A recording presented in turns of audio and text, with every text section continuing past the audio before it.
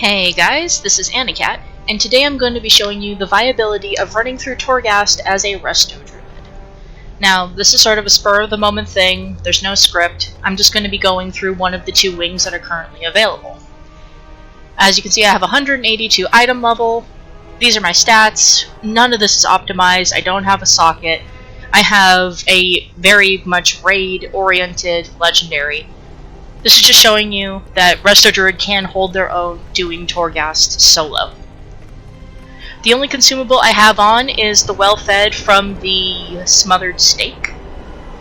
And let's do the fracture chambers. We're going to be doing this at level 3.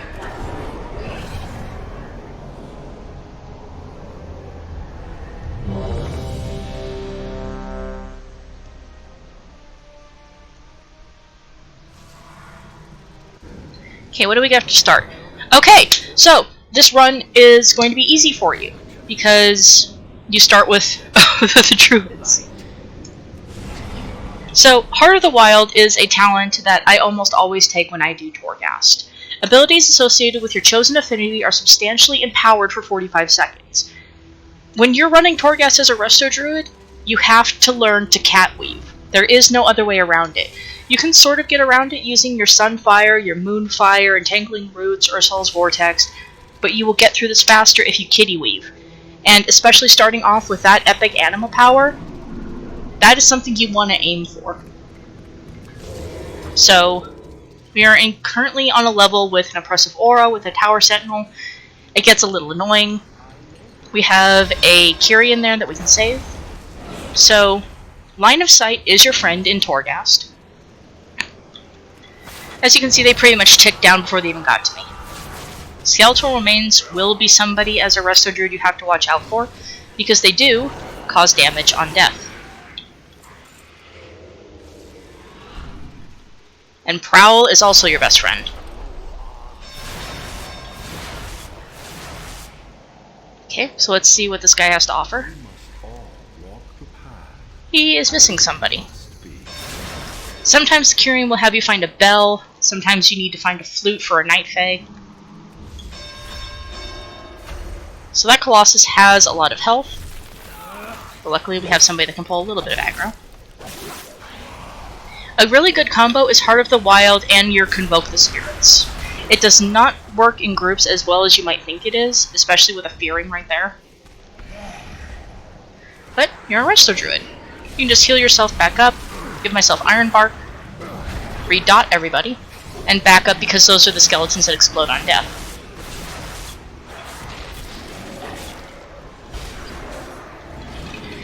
Now you can see for like all the damage I've taken, I can easily recover. And this is only the first level.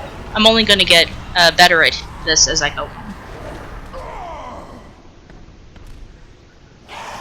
The key to restoration in Torghast is your survivability.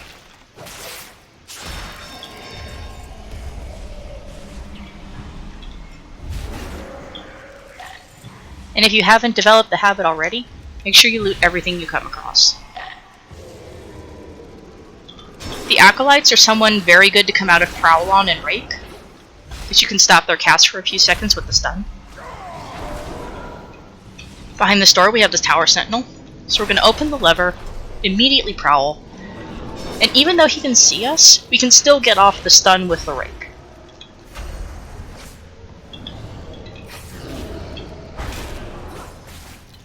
And just like that, he goes down. Now we still have the aura, so there's probably another still on this floor. We don't have the Anima Power that gives Mall Rats an explosive buff, so they're very trivial. They'll just keep you in combat.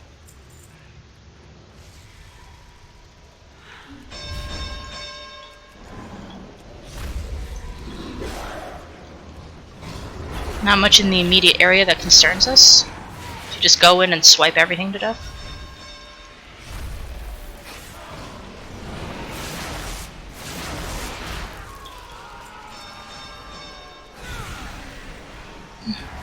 I apologize for the constant gonging noise. It's my Efflorescence weak aura. Okay, so there's the Behemoth, who's got a bit of health. Got a whole bunch of stuff, and another hallway. So, I believe pulling these levers opens those doors. Or am I still in combat with a Mawrat? See, that's all they exist for, to keep you in combat. Let's go for the Death Speaker first. He's got stealth detection, but you can still get him before he forces you out of stealth. And that's my opening. You rake, if you have enough energy you rip, then you apply your Sunfire and Moonfire buffs, and you see before you even lose about 10% of your health, he's dead. And same with this guy, he's got the stealth detection, but he's also a little bit beefier, so we're going to use Convoke the Spirits. I like to end Convoke with the Rip, because you'll normally generate 5 combo points by the end of it. And just like that, he's dead, and we have another Anima Cell.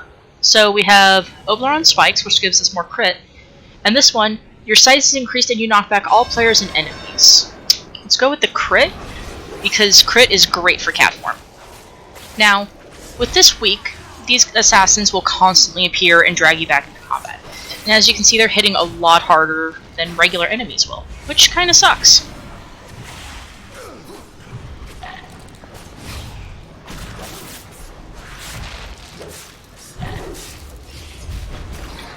But given enough time, they drop like everybody else, but they don't drop Anima. Let's get this Tower Sentinel. We're gonna Ursul's Vortex, because, yeah, some of the skeleton remains are coming through. Let's rip him, dot him up, and just run. Now, things in Torghast can leash. If you drag things too far, they will reset.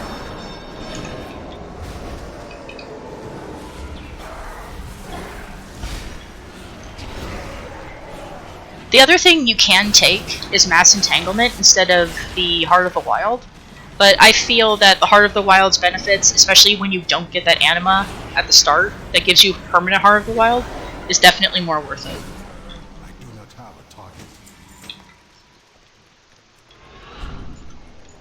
Save all the remnants you can.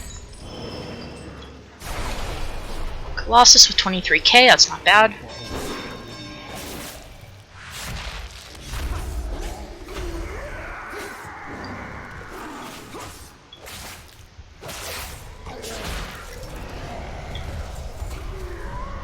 Lot of skeletal remains here. And there's the Kyrian's friend over in the corner. We're going to toss an extra Moonfire on the ritual list, and we're going to slowly burn away these skeletal remains with some Sunfire.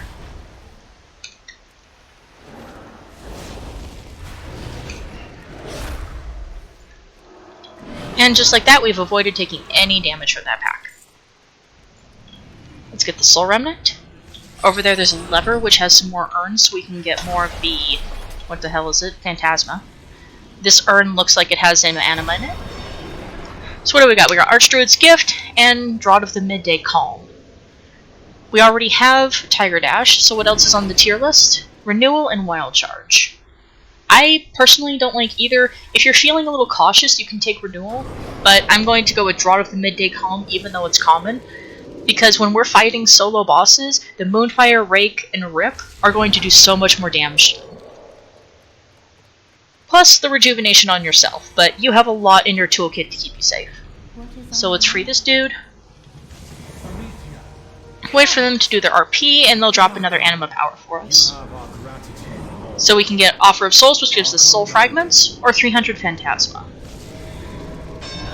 And there's an Assassin. So let's take the Soul Remnants. And then these guys are just gonna piss off.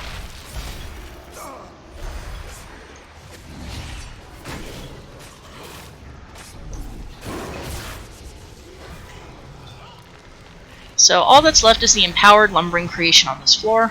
Heal yourself up, stealth up, and engage. Now here's a situation where line of sight is your friend. Okay, he may not be a caster, but for the casters, line of sight is great. And killed him before he cast his bone armor. And what do we got? Circlet of Weeds, damage and heal over effects time curve faster. When you attack a new creature, you are healed. And this is the Bloating Fodder. This is also related to an achievement. Plus, it's also good if you can drag Mawrats into a big group of people to cause damage. Personally, I'm going to go with Circlet of Weeds. And just like that, we're on to floor 2.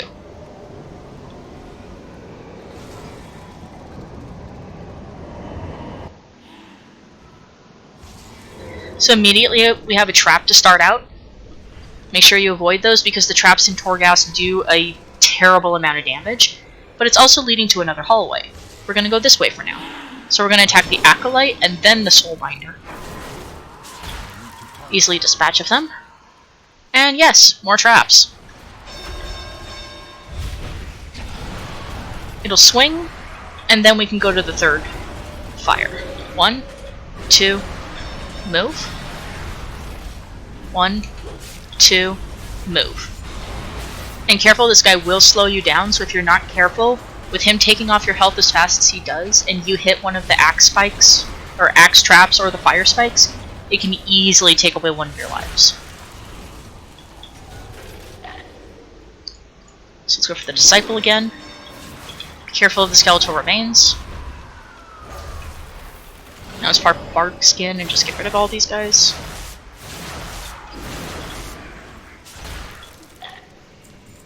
Souls. So from spraying those 10 souls that were in the Anima Power along with these guys, we're going to be up to 14 Soul Remnants Blessing, so your agility and intellect will also go up. Anima Power in the Urn, we have String of Fangs and Talons, which gives Star Surge, Swiftmend, and Ferocious Bite, and Thrash 20% more increased damage and healing. Or the Soulborn Clasp, when a target dies, your damage over time effects on them jump to another target within 15 yards. It's not a bad talent, but your Sunfire is going to hit almost everybody in the group anyway. So unless you're encountering a group with one big dude and a bunch of little dudes, and you're taking out the big dude first with your Rake, your Rip, and all those other cat dots, I don't find a lot of value in it. Perhaps for other classes, not for Druid, so we're going to go with Strings of Fang and Talons. And there's the Shadewalker again. This is why you stealth up immediately when you're done. Because if you can get that stun on him, it'll save you a few seconds. Let's get the guard. And see, that's where the entrance was, over there. Make sure to kill the damn maw rats. Okay, Bottle of Moonshine. Enemies affected by Moonfire deal 20% less damage. We don't really have a choice, so we're going to take it. But that's also great for the boss fights.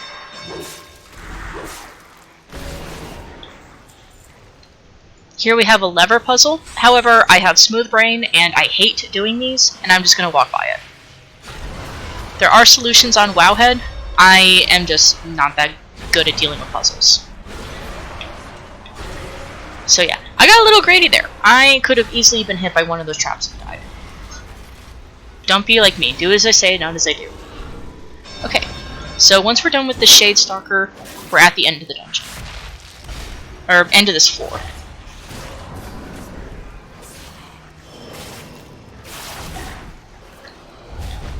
The Marap before he has a chance to pull anybody.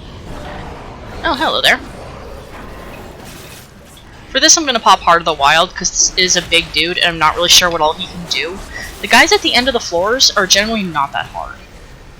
But as you can see, currently with what we've got, where Star Surge, Ferocious Bite does like 20% more damage, damage over time does things more quickly. All that with Convoke the Spirits, and you just become a powerhouse. So, we can either increase our mastery by 9%, or we're going to increase our maximum health by 45. If you're not used to cat weaving, take the Oberon Endurance, because it'll save you. If you are, take the Oberon Talisman. There's another Shade dude. It never gets better.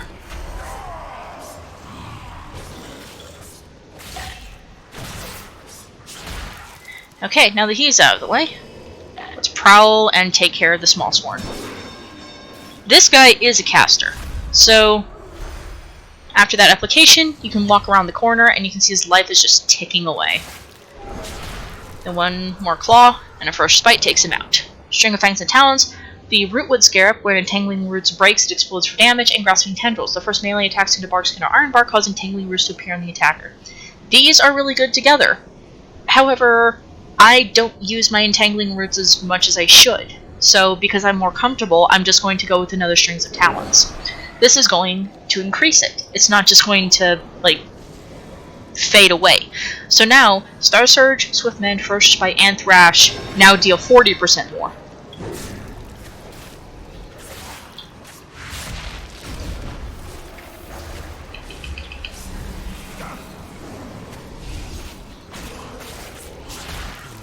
Alright, and with that, we're on to the 3rd floor.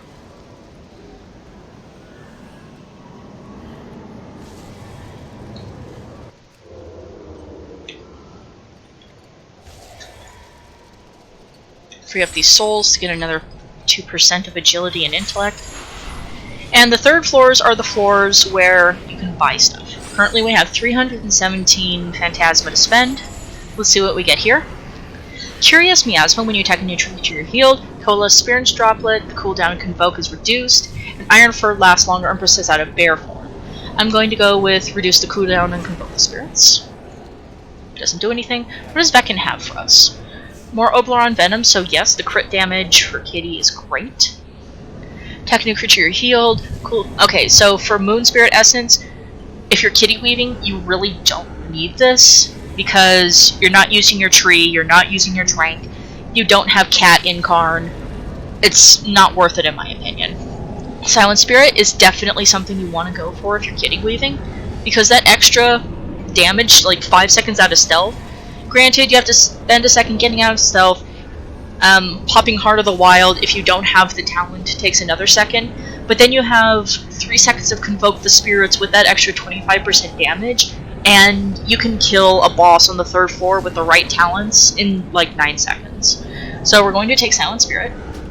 Steel Wood Slab, Barkskin's duration is increased. That can also synergize well with one of the Anima abilities that makes it where if you have Barkskin or something on you, attackers are dealt damage, but we don't have that right now. And I'm just going to save the rest of my Anima. So let's ascend to the 4th floor.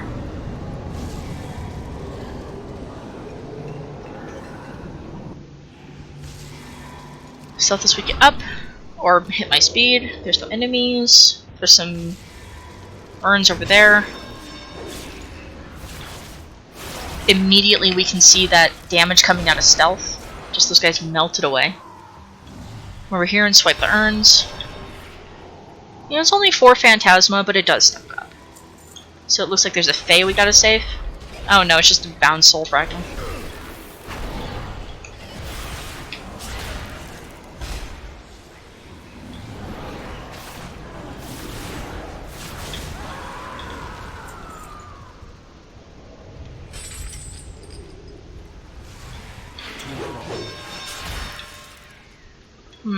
Let's see. So we have something go up there. Yeah, Rune Carver. I'm just gonna soul shape across here.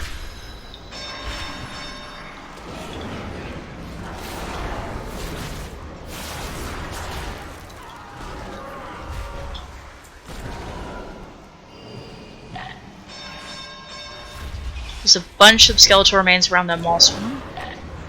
So we're going to be very careful in dealing damage and backing up. Immediately stealth and go forward.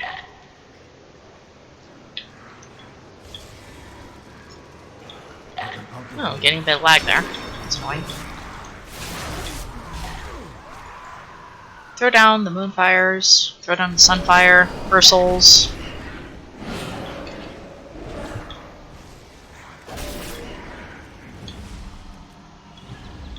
So this leads to where we just were, but it's filled with traps.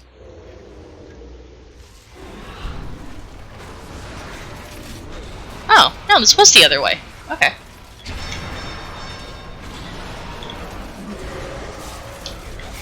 It sounds like there is somebody on this floor that we could go save. But I'm not going to.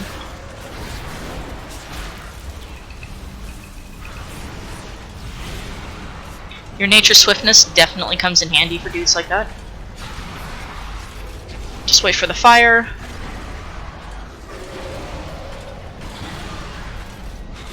And let's get him.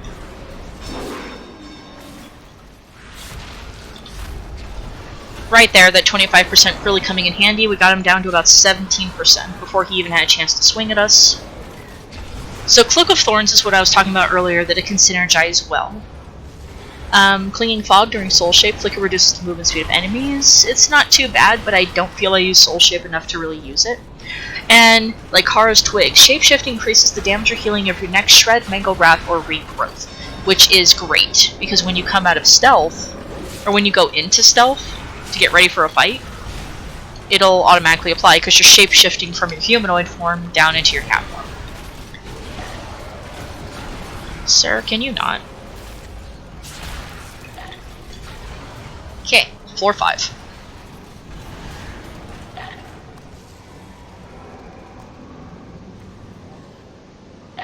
Okay, immediately we can see that there's a tower sentinel. Let's take out some of the soul binders.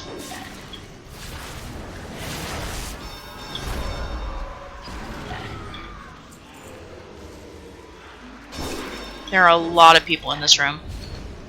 So, we're going to use our Resto toolkit, throw down an Ursul's, and let them burn for a bit. See, all those remains are burning up, and the ritualists are still letting their dots tick. Apply it again for safe measure.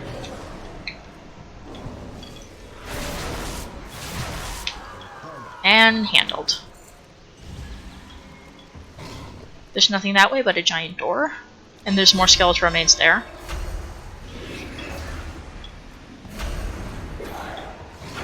Sadly, with Shadowlands, Resto Druids have lost their Typhoon, so we can't just easily knock people back. But thankfully we still have Ursul's. More skeletal remains, a soul binder, so let's dot up these creations.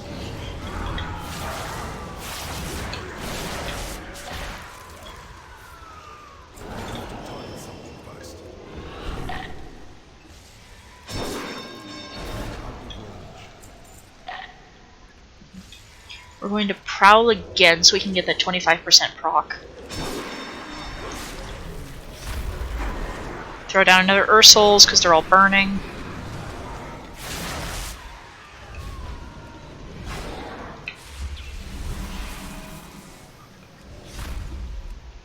Skeletal remains are definitely one of the enemies that if you don't prepare for, they will take you out. Especially in this one, where the assassin will constantly hunt you. If you're not prepared and you just get absolutely obliterated by skeletal remains and he comes out of the shadows, it can easily kill you and lose you one of your deaths.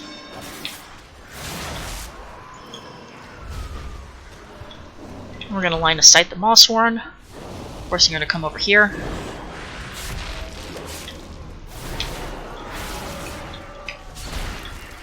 And there's a Mallrat chewing at her shoes. A few Mallrats chewing at her shoes. I'm going to swipe open these urns for some anima.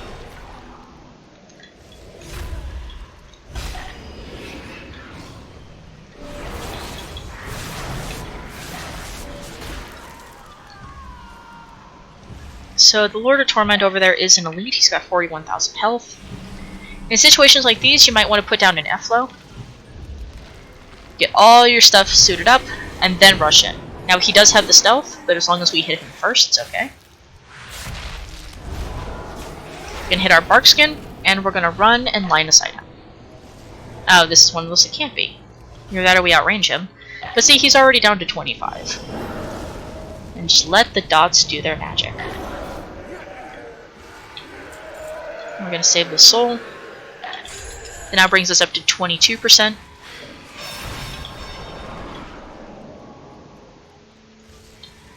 That is probably the way out. So let's... Oh, it's a rune puzzle. I'm also very bad at those. So I'm just going to get that anima and that urn over there. So Curious Miasma, String of Fangs and Talons, we're going to get String. Double check for souls. There's one.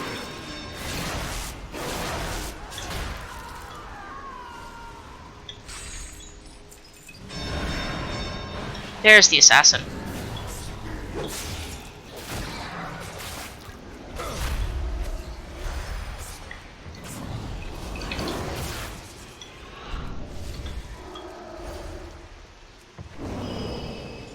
Sometimes he teleports, sometimes he doesn't. So it can give your dots some time to tick. Let's refresh that. There you go. Dots finished him off.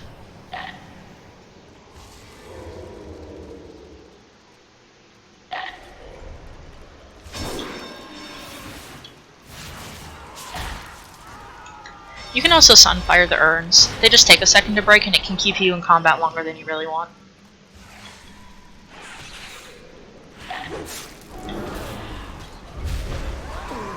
Same with the mall rats.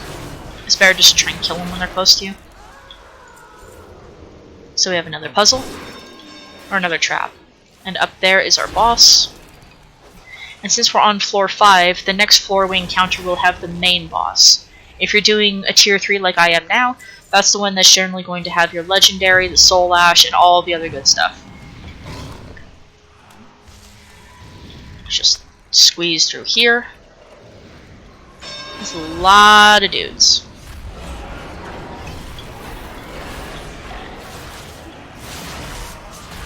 Luckily I was able to pull most of these. Well, no, I guess the skeleton remains died in the distance. That's why, because the Mossworn Disciples sometimes summon skeletal remnants that disappear on their death. Just gonna dot those, gonna hit the Disciple. Now, being this close to the boss, especially if it was in the next room, you'd want to conserve your combo points. Because coming out of stealth, you really want to try and get that rip, like within the first few seconds of you coming out of stealth.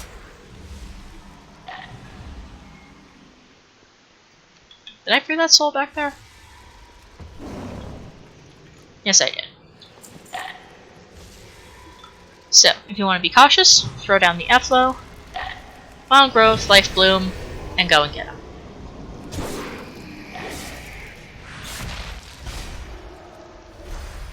Already down to 73% by the time he's moving. And hit the Bark Skin, just for extra insurance. Didn't kill him before he got his bone armor off this time, but his health burns away just as fast. So, Affinity Stones, you have the Affinity passive bonuses of everything.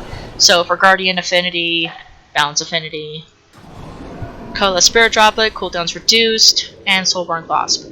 None of these, except for Affinity Stones, are really useful for the next floor, because the next floor is the boss fight.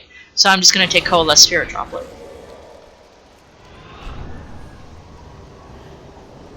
Now, in your run, this will be your last chance to get any extra boosts from the Venari.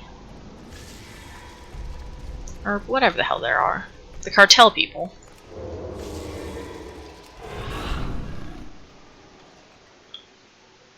By now, my well-fed buff had worn off because I did a run before this one. So, this would be a good time to flask up, make sure you have your potions and everything ready.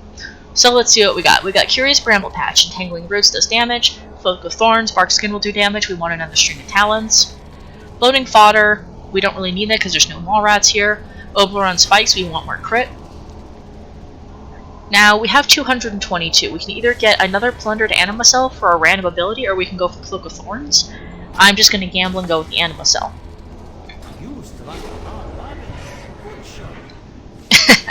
And neither really helps, so we're just going to take Unstable Phantasmal Lure.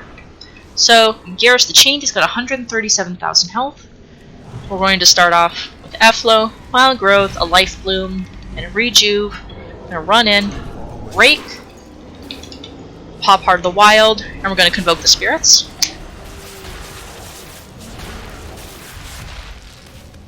Wait for his Incorporeal to be done. Dot him up.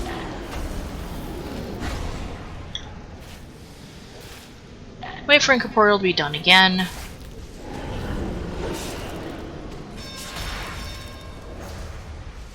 And like that, he's dead. I already did my runs this week, so I didn't get my loot. But, as you can see, Restoration is super strong when doing Torghast. I'm not exactly sure how well it scales with other people, but it's definitely a specialization that you can do solo. I hope this guide was helpful. These are the Anima Powers I ended up with. So we started with Oath of the Druids, which immediately gave me the permanent effects of Heart of the Wild, so my feral abilities did 30% damage more overall throughout the entire run. We had 4 stacks of Oberon Spikes, which gave me an overall 12% increase to my crit. We had Draught of Midday Calm, where Moonfire, Rake, and Rejuve, active on a single target, their effects would be up by 60%. Circlet of Weeds, the damage, which is important here, affects 33% faster. We ended up with 4 stacks of String of Fangs and Talons, which increased all those abilities by 80% more damage. Bottle of Moonshine, so we were able to take less damage, especially from that last boss. The Oberon Talismans, which increased our mastery. The Coalesced Spirit Droplet, which reduced the cooldown of our Covenant ability, which we only used a few times. We increased our critical chance. We dealt more damage coming out of stealth.